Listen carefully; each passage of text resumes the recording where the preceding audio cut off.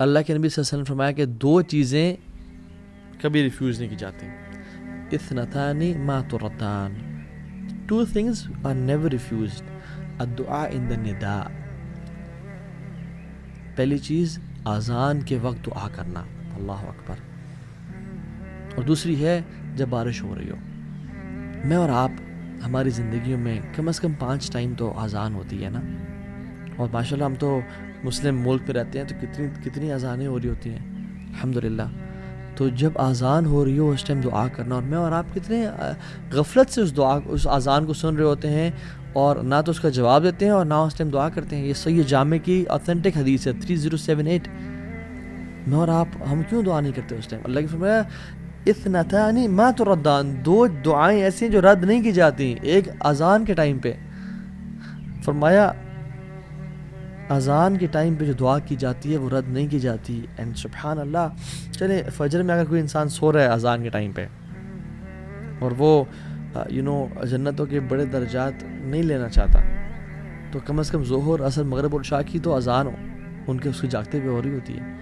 تو اس کو چاہیے کہ اس اذان میں غور سے سنے اور اس ٹائم دعا کرے اللہ تعالیٰ سے. ہاں اذان کا جواب بھی دے اور اس کے بعد جو دعا پڑھنا مسنون ہے اللہم رب ہذہ دعوت التامہ وہ بھی پڑھے. لیکن اذان کے ٹائم دعا لازمی کریں. We shouldn't miss this opportunity. And how negligent are we?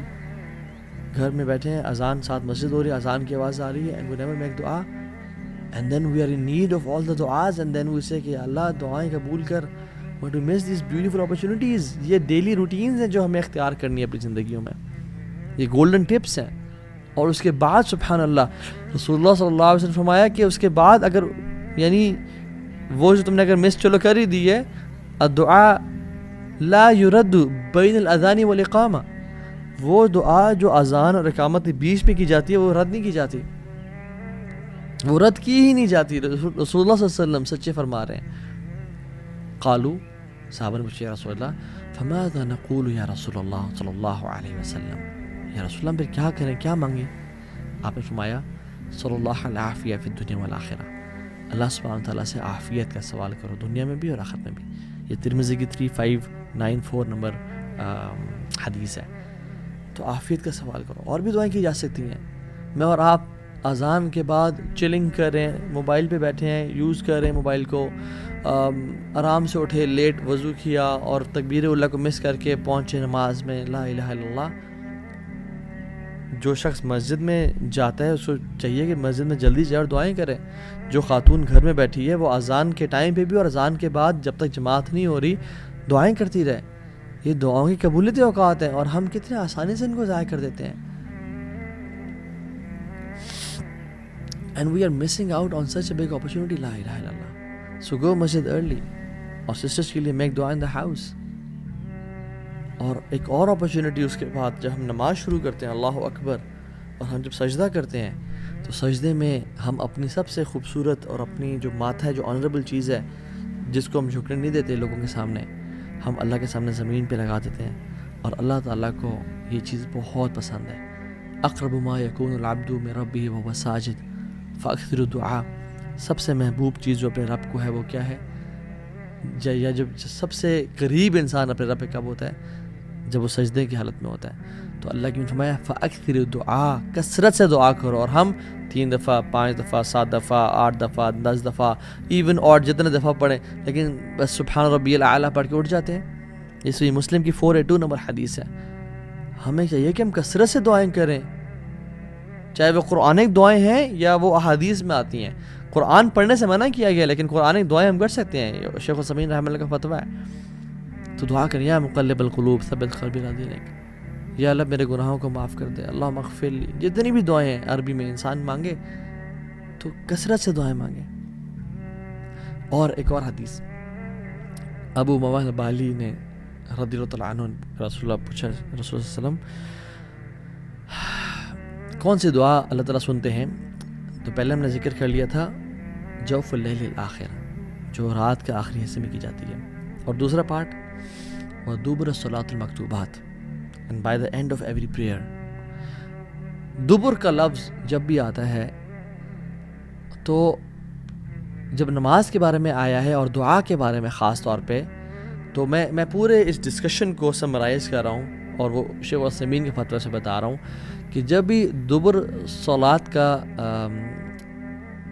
جو ٹرم یوز کی گئی ہے تو جب دعا کی بات ہو رہی ہے تو وہ نماز میں سلام پھیرنے سے پہلے کی بات ہو رہی ہے، اور جب اذکار کی بات ہو رہی ہے جیسے اللہ کے نبی صلی اللہ علیہ وسلم نے اپنے ایک صحابی رسول کو معاذ بن جبل کو فرمایا کہ میں تم سے بڑی محبت کرتا ہوں تو تم فی دبر الصلاۃ یعنی نماز کے آخر میں یہ پڑھا کرو اللہم اعنی علی ذکرک و شکرک و حسن عبادتک۔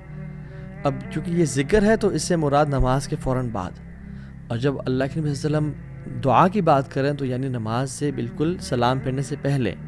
یہ شیخ عثیمین نے اس پوری ڈسکشن کو سمرائز کیا رحمہ اللہ، کیونکہ قرآن میں بھی آتا ہے نا کہ فَإِذَا قَضَيْتُمُ الصَّلَاةَ فَاذْكُرُوا اللَّهَ، جب تم نماز ختم کر دو اللہ کا ذکر کرو، ذکر از آفٹر صلاح، اور بہت سارے اذکار میں دعائیں بھی ہیں ڈیفینیٹلی، ٹھیک ہے۔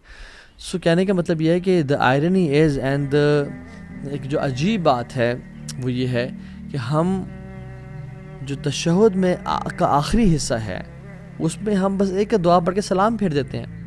We are missing a lot on this opportunity۔ رسول اللہ صلی اللہ علیہ وسلم نے فرمایا کہ اس وقت میں جو تمہیں دعا پسند آتی ہے تم وہ کرو۔ عام طور پہ ہمارے ٹرینڈ بنا ہوا ہے کہ ہم وہ دعا جو ہے رٹی رٹائی رب اجعلنی مقیم الصلاۃ ومن ذریتی یہ کر سکتے ہیں، لیکن اور بھی تو مانگیں۔ اللہ کے نبی نے فرمایا کہ 4 چیزوں سے پناہ مانگو، قبر کے عذاب سے، موت کے عذاب یعنی زندگی موت کے عذاب سے، جہنم کے عذاب سے، اور دجال کے فتنے سے پناہ مانگو۔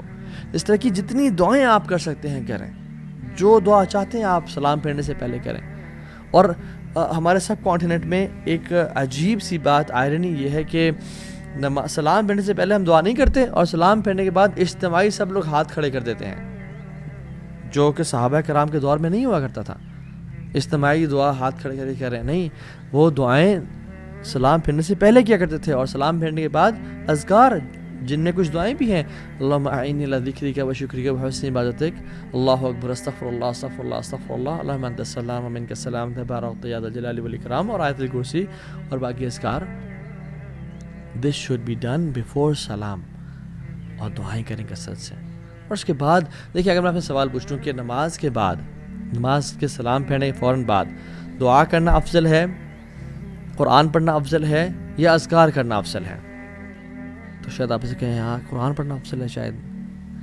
تو صحیح آنسر یہ ہے کہ اذکار کرنا سب سے زیادہ افضل ہے۔ کیوں؟ کیونکہ سنت سے ثابت ہوتے ہیں نماز کے بعد اذکار کرنا، اور جب اپنے اذکار کر لیے اس کے بعد بے شک آپ دعا کریں یا قرآن کی تلاوت کریں یا جو مرضی کرنا کریں۔ سو جو چیز سنت سے ثابت ہے وہ سب سے بہترین اور افضل ہے، تو ہمیں یہی چاہیے کہ ہم یہ کام کریں۔